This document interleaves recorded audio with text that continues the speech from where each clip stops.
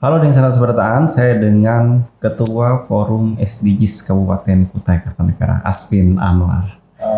Apa kabarnya Asvin? Alhamdulillah baik bang.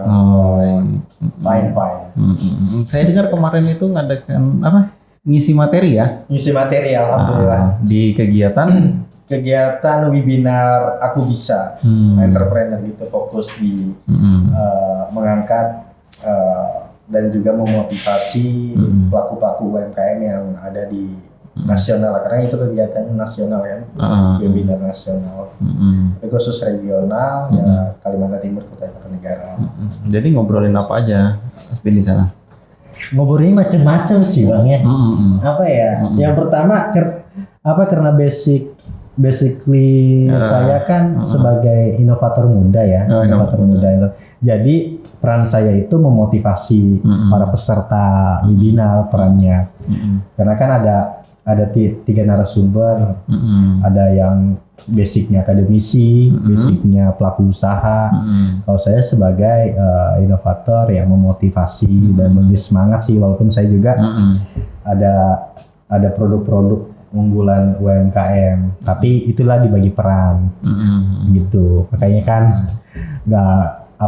sudah ada perannya lah para narasumber. Tapi alhamdulillah ini suatu kehormatan ya, saya bisa berbicara sama orang-orang hebat gitu kan. This is my dream ya. Bagi saya itu memang impian bisa belajar, apalagi narasumbernya hebat-hebat, udah gelar dokter, pokoknya udah S3 macam-macam lah. Jadi walaupun ngisi materi di situ, disandingkan di situ juga menyerap ilmu yang ada di sana. Iya, gitu kan. Apalagi bisa bertatap muka walaupun online ya. Karena masa pandemi, saya bisa melihat senyum bahagia mereka pada saat acara itu. Pokoknya seru sih, seru. Tapi kan kita kembali ya, pengalaman itu sangat penting dan Tapi kan tema item hari ini kan udah ngesahkan tentang Rusia dengan Ukraina. Rusia kan? Ya kan dampak ekonomi. Iya. Iya. Berarti kita bicara global ya, isu global ya. Nah, kita bicara tentang SDGs lah, Sustainable Development Goals lah ya. Tapi kalau Rusia dan Ukraina ini lagi perang ya, antara dua negara Eropa dan Amerika ya, maksudnya mereka Latin. Ya menurut saya sih memang ya politik ya, mungkin ada entah itu perjanjian apa, tapi kita doain aja lah tidak berdampak walaupun mereka sedang lagi perebutan atau kekuasaan apa, ya jangan sampai berdampak ekonomi ke negara kita. Entah itu dari sektor ekonomi, pendidikan, kan kalau misalkan perang itu kan pasti akan berdampak kan pada negara-negara lain. Dan juga bisa berdampak kepada SDGs ini ya. Sustainable Development Goals. Pembangunan. Tapi ini selalu adanya perang ini sih, saya cuman melihat dari sisi isu terkait kemanusiaan ya, karena SDGs kan perang dari sisi kemanusiaannya, bukan karena yang satu sisi kan di situ udah melanggar HAM ya. Ada melanggar HAM antara dua pihak ya, entah itu Rusia, entah itu Ukraina ya. Itu banyak tuh udah pelanggaran HAM, apalagi diskriminasi dari suku, ras di sana, terusnya anak-anak yang ada di negara Ukraina maupun Rusia, banyak juga yang terdapat itu kan. Nah, saya melihat dari sisi itu. Nah, itu sangat berdampak sekali pada nanti berkelanjutan nilai-nilai kemanusiaan ke depannya. Sustainable Development Goals ini kan berlaku di dunia ya kan? Iya. Sehingga itu berpengaruh juga. Berpengaruh, bahkan kan tahu sendiri kan, sampai Perserikat Bangsa-Bangsa atau PBB kita turun tangan kan, presiden menghentikan peperangan ini, bahwa ini sudah melanggar norma-norma nilai-nilai kemanusiaan.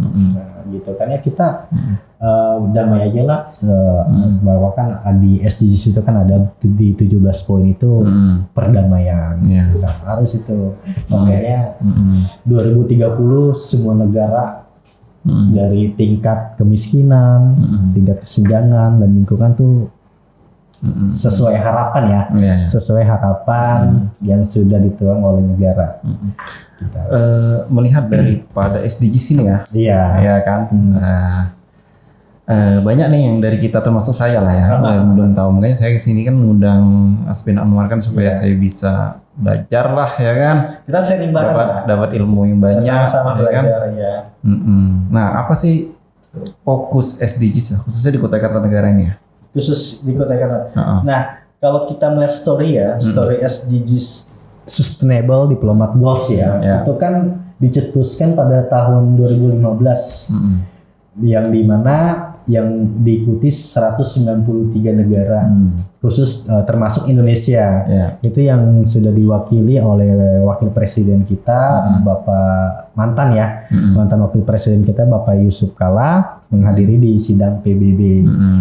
Itu dimana semua kepala 193 negara itu berkumpul untuk bisa mensukseskan SDGs di tahun 2030 gitu. Terus Indonesia pokoknya di 2030 kita sama-sama nih mensukseskan agenda Sustainable Diplomat Goals. Dulu kan sebelum SDGs kan MDGs, Millennium Diplomat Goals. Tapi baru dibentuk SDGs biar lebih sifatnya universal gitu kan isu entah. Karena kan ada 196 indikator fokus program SDGs ya, dan fokus indikatornya terutama 17 poin itu. Nah, yang pertama itu secara global itu ya, secara nasional itu yang pertama negara kita tidak ada kemiskinan lagi di tahun 2030. Tidak ada kesenjangan secara transgender, kesetaraan gender, kesetaraan. Jangan transgender lah, ramai lagi kesannya dia. Nah, dari itu saya pendidikan berkualitas, infrastruktur berkelanjutan, gitu kan. Dari gizi buruk, pokoknya tidak ada semuanya itu di 17 poin tersebut. Nah, terusnya juga lingkungan yang ramah dan bersih, itu kan fokus-fokusnya. Nah, kalau di Kukar, kami ini bersama komunitas itu kita lihat dulu nih, setiap daerah kan berbeda-beda ya isunya ya kan. Nah, kalau melihat di Kutai Kartanegara, kenapa kita bentuk forum pemuda SDGs ini gitu. Nah, kita melihat secara geografis maupun iklim di Kukar ini. Kukar ini kan salah satu dengan cakupan luas itu kan lebih luas dari Pulau Bali ya. Sampai berapa tuh 700 saya bukan kurang tahu ya. Yang jelas Kukar itu luas dan memiliki 18 kecamatan. Dan termasuk 227 desa ditambah kelurahan termasuk di situ. Nah, apalagi penduduknya 720.000 lah Kukar. Nah, terusnya dari potensi sumber daya alam, Kukar itu sangat memiliki, ada batu bara, migas, minyak, dan lain-lain. Nah, makanya kita mencari permasalahan-permasalahan yang ada. Ternyata fokus kami di Kukar itu, kita melihat secara geografis dan iklim di Kukar. Yang pertama adalah sumber daya alam. Nah, pada saat sumber daya alam yang tidak bisa diperbarui, otomatis kan adanya batu bara, migas, itu kan emisi dan maupun panas-panas dari udara maupun darat itu kan akan habis ya, tidak bisa diperbarui ya. Nah, makanya adalah peran SDGs, bagaimana dia membangun iklim yang berkelanjutan. Jadi teman-teman itu mengkampanyekan isu-isu lingkungan betul ya? Bukan hanya isu lingkungan, tapi dari segi pendidikannya juga. Ya, itu satu tadi masalah lingkungan. Ya, indikatornya, ya, fokusnya menjaga lingkungan, terus pendidikan, gitu kan, yang terutama kesehatan, gitu, dan secara ini dan mengentas kemiskinan. Banyaknya sumber daya alam, apakah Kukar ini masyarakat dari 720 orang lebih di Kukar ini, apakah mereka sudah sejahtera atau gimana? Itu kan peran kami. Kami mendata dong, kami sharing sama dinas-dinas terkait maupun dinas sosial maupun pemerintahan yang bergerak mengatasi kemiskinan gitu kan. Nah, bla bla bla bla. Oh, ternyata kita masih di tingkat rata-rata ini berapa persen kemiskinan. Iya, masih ada lah ya. Ya harusnya kita sebagai tongkat estafet SDGs ini kan membantu peran pemerintah kan untuk mensukseskan agenda SDGs 2030. Gitu. Seperti itu sih. Jadi salah satu perannya itu tadi mengkampanyekan dan mempengaruhi regulasi-regulasi pemerintah gitu ya. Enggak. Nah. Tidak mempengaruhi, tapi kita membantu kebijakan pemerintah gitu kan. Karena ini kan hadirnya SDGs ini adalah membantu peran ya, peran pemerintah maupun negara kita gitu kan. Negara kita untuk bisa mensukseskan SDGs 2030 yang tadi itu tidak ada kemiskinan lagi lah, tidak. Pokoknya negara kita ini Indonesia tidak ada kemiskinan 2030. Air bersih, tidak ada kesenjangan, tidak ada ini bla bla macam-macam, itulah pembangunan merata, infrastruktur juga merata. Itu dia. Jadi secara bertahap ya. Iya, secara bertahap untuk sampai 2030. Karena kan agenda kita ini cuma dihitung 6 tahun lagi mungkin ya. Ini 2022, 23, 24, 25, 26, 27, 28, 29, 30. Ya, 8 tahun lagi lah. Iya. Perjalanan visi-visi itu harus tercapai, dan terwujud visi negara. Iya. Bahkan dunia ya, bukan negara ya. Dunia, semua dunia 193 tadi itu. Termasuk Indonesia. Harus ikut peran andil mensukseskan Sustainable Development Goals ini. Nah, hari ini formulasi hambatan-hambatannya apakah ada? Kalau hambatan, alhamdulillah untuk saat ini karena kami sudah berjalan di 2018, 19, 21, 22, sudah 4 tahun lah kurang lebih ya. Agenda di forum di Kukar ini udah 4 tahun. Alhamdulillah tidak ada hambatan karena karena kan kita kolaborasi nih. Ini Bang, kolaborasi Bang. Dari segi pemerintah, filantropi, swasta, akademisi, LSM dan NGO termasuk yang kami nih. Nah itu udah alhamdulillah setiap kami menuangkan wacana-wacana program-program berkelanjutan itu tidak ada amat, bahkan itu udah disupport ya oleh pemerintah maupun swasta, akademisi. Alhamdulillah agenda kami sudah disupport karena kami sudah sesuai dengan program-programnya pemerintah pusat, daerah juga gitu. Terus terkait mengenai ini kan bicara masalah pemuda SDGs. Iya. Nah, respon pemuda sendiri itu bagaimana melihat itu? Cukup antusias. Mereka menyambut ya. Kan kami kampanye itu 2018 bentuk forum ini, kami diskusi dulu dengan pelaku swasta maupun dunia usaha, pemerintah, NGO. Kami diskusi, bahkan pihak akademisi turun tangan. Kami menyambut SDGs ini mereka sangat antusias dan juga pengen tahu sih gimana bisa mensukseskan agenda SDGs ini 2030. Makanya juga saya sama tim mensosialisasikan itu ke kampus, ke komunitas gitu kan, maupun LSM yang mau berkontribusi aktif, kita bisa sama-sama kita sukseskan. Seperti volunteer gitu ya? Oh ya, relawan gitu ya? Volunteer, right ya, itu. Makanya gimana nih kita bisa yuk kita bantu yuk agenda SDGs ini, kita sama-sama, kita kolaborasi yuk, genggamkan tangan kita sama-sama untuk kita sukseskan nih negara Indonesia supaya tidak ada lagi kemiskinan gitu, pendidikannya berkualitas gitu. Kalau melihat kondisi pemuda saat ini yang dimana mereka jadi estafet lah ya, masa yang akan datang ya. Benar. Mungkinkah itu terwujud di 2030 ya? Menurut Aspin?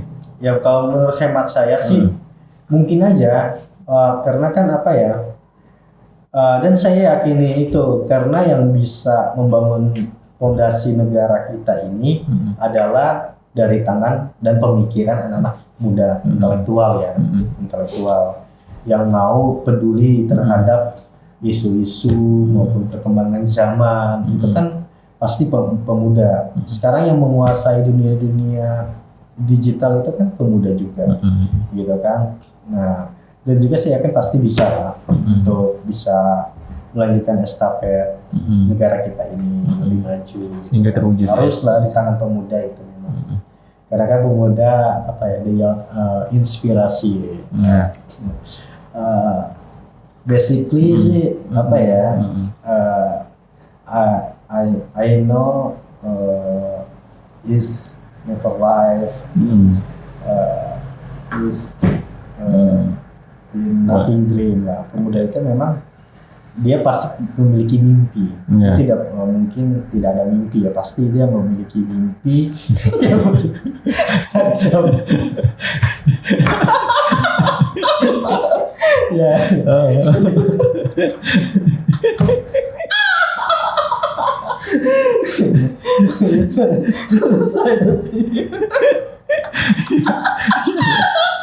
Ya, karena saya sepakat dengan makanya dengan abang pasti pernah dengar lagunya Westlife ya. I believe I can fly, ya kan, bisa terbang, gitu kan, terbanglah tinggi, gitu kan. Nah makanya itu motivasi yang sangat pemuda itu harus memang ada motivasi yang tinggi ya, dan juga dia estafet membangun negara lah.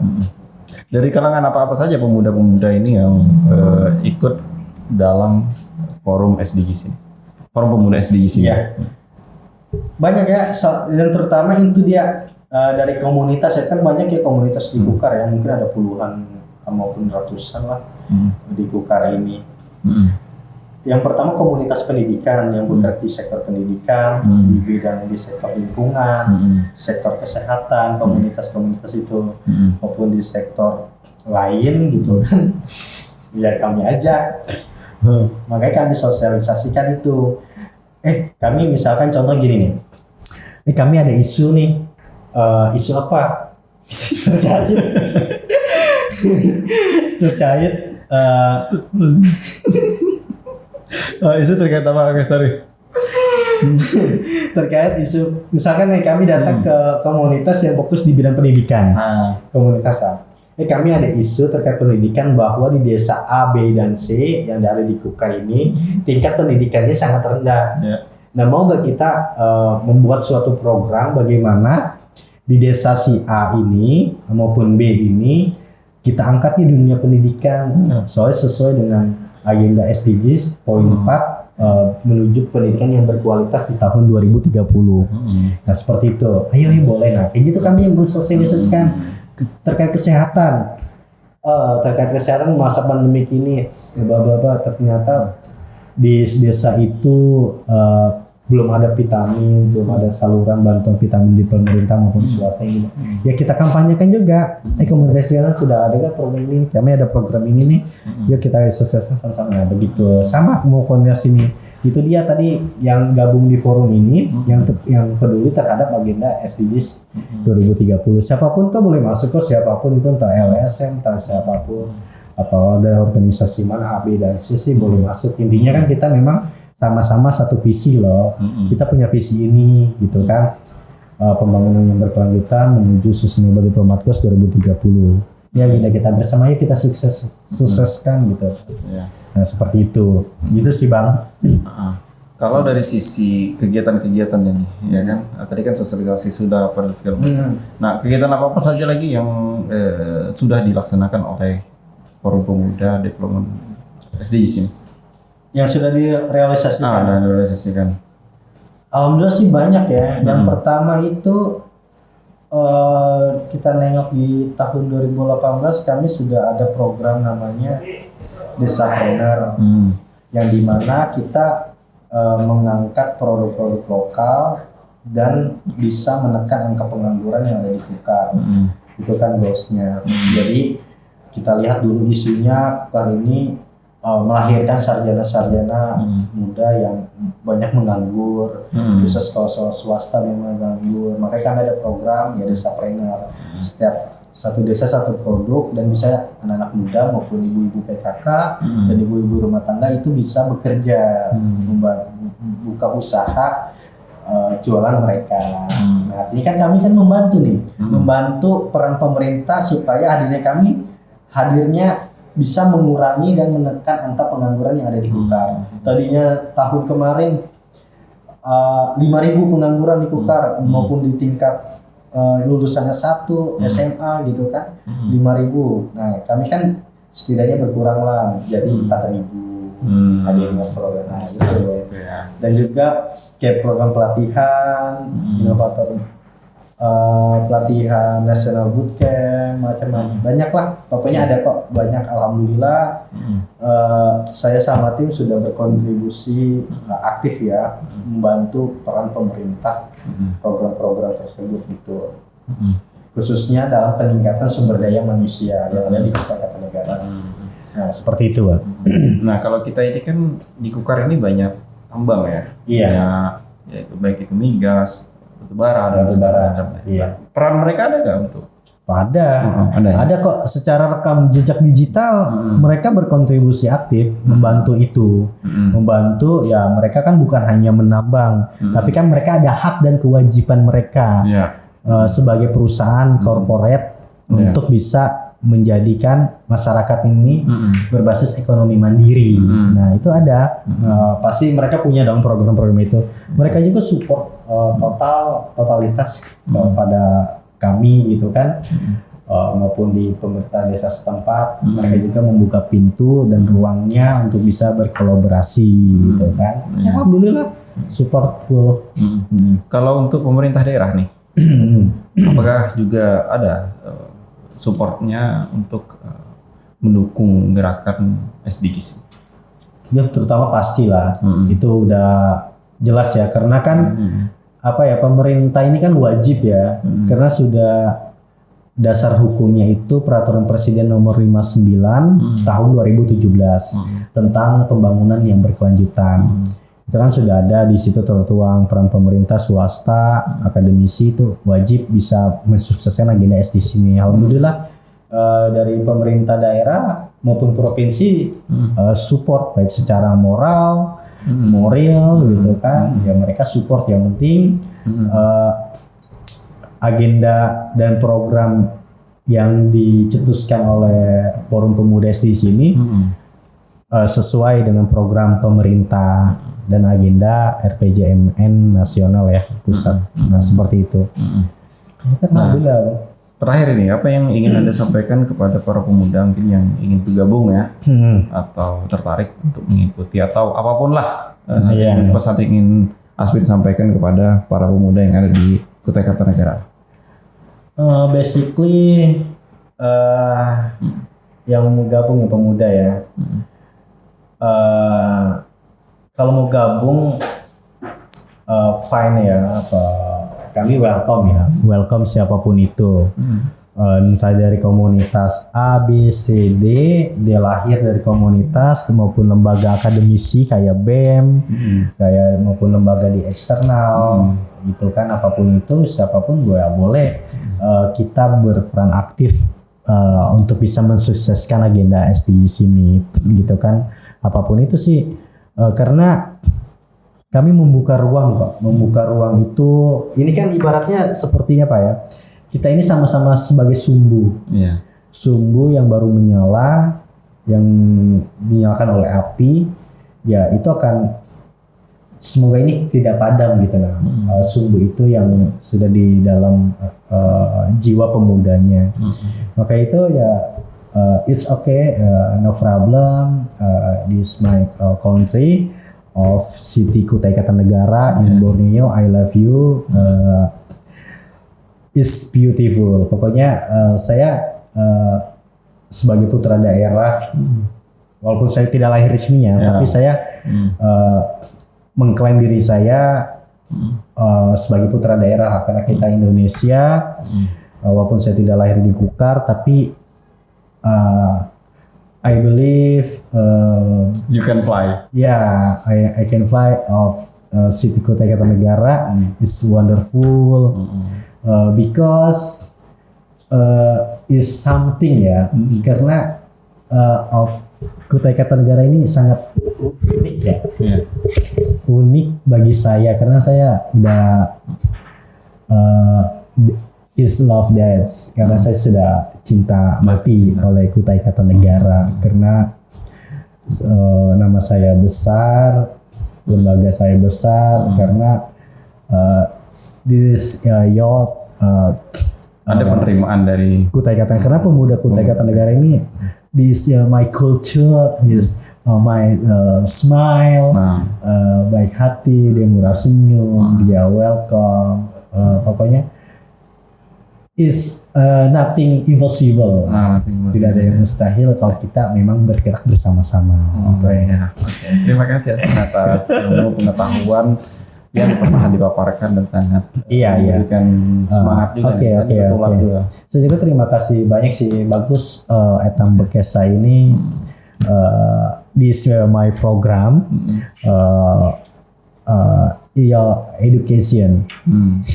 Karena program ini apa ya, mengedukasi banget. Tutup lawang.